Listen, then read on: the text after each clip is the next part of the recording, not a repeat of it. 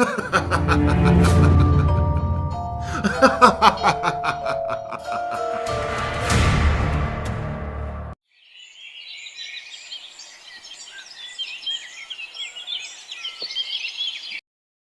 छोटे से गांव में एक गरीब चुड़ैल रहती थी जिसका नाम छाया था।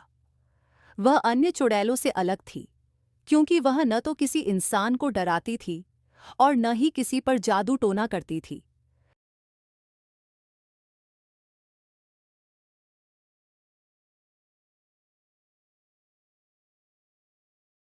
हरी भाई, जो मैं देख रहा हूँ, क्या तुम भी वही देख रहे हो? हाँ गोपाल सेठ, हम भी वो ही देख रहे हैं, लेकिन हमें डरने की कोई जरूरत नहीं है। पूछो भला क्यों? हरी भाई, हमारे गांव में दिन के समय चुड़ैल इस तरह घूम रही हैं कि मानो ये भूतों का गांव हो, और तुम कह रहे हो कि डरने की कोई बात नहीं है। अरे नहीं, मेरा ये कहने का मतलब नहीं था। मैं तो ये बता रहा था कि ये चुड़ैल डरपोक है, जो किसी को कोई नुकसान नहीं पहुंचाती। गोपाल, तुमको इससे डरने की कोई जरूरत नहीं है। ये इंसानों को देखकर खुद भागती है। अरे नहीं हारी, तुम कुछ भी कहो, मुझे तुम पर विश्वास नहीं है। भला कोई चुड़ैल किसी इंसान से डरती है? और डरती भी हो तो क्या भरोसा कब अकेले पाकर किसी गांव वाले को नुकसान न पहुंचाए। देखो हरी भाई, हमें भूतों शैतानों पर भरोसा नहीं करना चाहिए। गोपाल भाई, तुम ठीक कह रहे हो। हमें इस चुड़ैल का कुछ तो करना पड़ेगा ताकि यहाँ से भाग जाए। छाया की दुनिया पतंगों से भरी हुई थी। उसे बचपन से ही पतंग उड़ाना बहुत पसंद था, लेकिन वह बहुत गरीब थी। बचपन में कटे पतंग लुटते समय पहाड़ी से गिरने के कारण उसकी मौत हो गई थी और मरने के बाद वह चुड़ैल बन गई। चुड़ैल बनने के बाद छाया का पतंग से लगाव और बढ़ गया, लेकिन उसके पास खाने पीने के भी पैसे नहीं होते थे, इसलिए पतंग खरीदना तो दूर की बात थी। छाया जब किसी से खाना मांगने जाती तो बाबू साहब, कुछ खाने को दे दो, बहुत जोर की भूख लगी है। 2 दिन से कुछ नहीं खाया। आप मुझे कुछ खाने को देने की कृपा करें। भगवान आपके बच्चों को सलामत रखेगा। अरे चल भाग यहाँ से, मुझे तेरी सलामती नहीं चाहिए। तू चुड़ैल है, न जाने कब हमला कर दे किस पर। चुड़ैल और इंसान की कोई सहानुभूति नहीं होती। और चल जा, भाग्य से। लक्षण अब तू ही समझा। इस चुड़ैल को इसे कहाँ जाना चाहिए, कहाँ नहीं। अभी हमसे खाना मांग रही है, कल क्या पता कि हमें ही ये खा जाए। हरी काका, तुम ठीक कहते या। आखिर ये तो चुड़ैल ही है, कब क्या पता कि क्या करे। हमें इसके बातों में नहीं आना चाहिए। गोपाल काका, हरी काका, चलो इसे मारो और भगाओ। इस चुड़ैल को हमें खाना नहीं खिलाना है। हाँ लक्ष्मण, तुम ठीक कहते हो, ससुरी को मारो। गांव के लोग उससे डरते थे और छाया को दूर भगाते क्योंकि वह चुड़ैल थी। लेकिन छाया के दिल में किसी भी इंसान के लिए कोई बुराई नहीं थी। वह चाहती थी कि लोग उससे डरे नहीं, बल्कि उसे अपने जैसा समझें। छाया की यह इच्छा उसे पतंगों की दुनिया में ले गई। हे भगवान, मैं क्या करूं कि गांव वाले हमसे डरे ना। हम तो इनकी मदद करने में लगी रहती हो, लेकिन ये लोग हमें मार कर गांव से बाहर भगाते हैं। मैं क्या करूं, कहीं जा भी नहीं सकती क्योंकि मेरे पास पैसे भी नहीं है। हाँ, मैं ये कर सकती हूँ कि मैं पतंग बनाकर बेचूं और लोग मुझसे पतंग खरीदे। इससे हमारी गरीबी भी दूर हो जाएगी और धीरे धीरे गांव के बच्चे हमसे बातचीत भी करने लगेंगे। वैसे भी मुझे पतंग बनाने के सिवा कुछ नहीं आता। छाया ने सोचा कि अगर वह पतंगे बनाए और उन्हें बेचे तो लोग उससे डरना बंद कर देंगे और वह अपनी गरीबी भी दूर कर सकेगी। छाया ने एक पुराने पेड़ के नीचे अपनी छोटी सी झोंपड़ी में पतंग बनाना शुरू किया। वह पेड़ों से पत्ते, सूखी लकड़ियां और कागज के टुकड़े इकट्ठे करती और उनसे रंग बिरंगी पतंगे बनाती।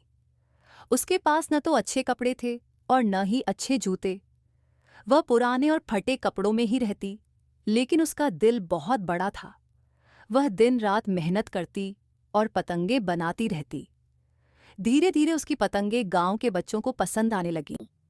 अरे यार सोनू, तुमने ये पतंग कहाँ से लिया? ये तो रंग बिरंगी है और बहुत ऊपर उड़ रही है।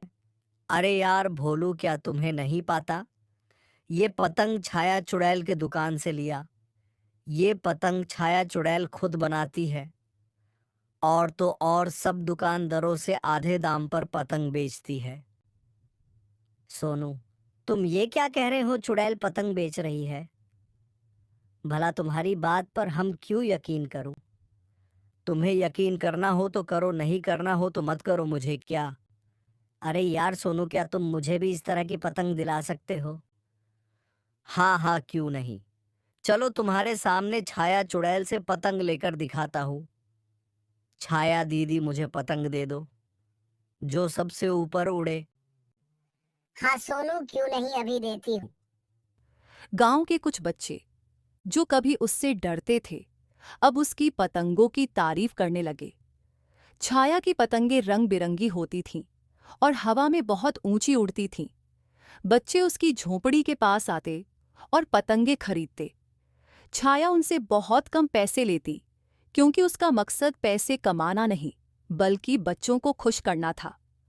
वह बच्चों की मुस्कान देखना चाहती थी, जो उसे अंदर से खुशी और संतोष देती थी। एक दिन गांव में पतंग उत्सव होने वाला था। यह गांव का सबसे बड़ा त्योहार था, जिसमें हर साल गांव भर के लोग भाग लेते थे। इस बार छाया ने सोचा कि वह भी इस प्रतियोगिता में हिस्सा लेगी और अपनी बनाई पतंग से लोगों को दिखाएगी कि एक गरीब चुड़ैल भी कुछ खास कर सकती है।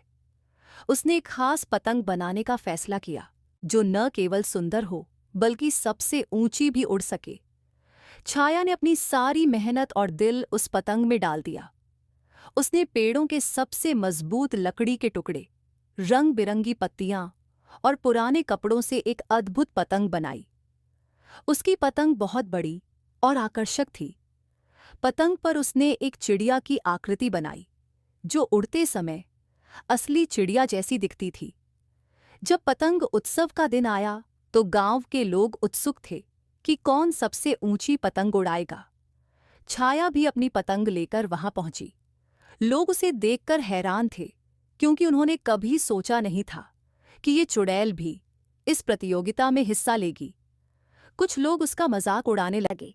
गोपाल काका, अब क्या ये चुड़ैल भी हम सबसे पतंग महोत्सव में मुकाबला करेगी? क्या इसे नहीं पाता कि चुड़ैल और इंसान में फर्क होता है? ये तो भिख भी मांगती है और देखो तो ऐसा लग रहा है कि चुड़ैल नहीं, कोई महारानी समझ रही है खुद को। ये हमसे थोड़ी जीता पाएगी।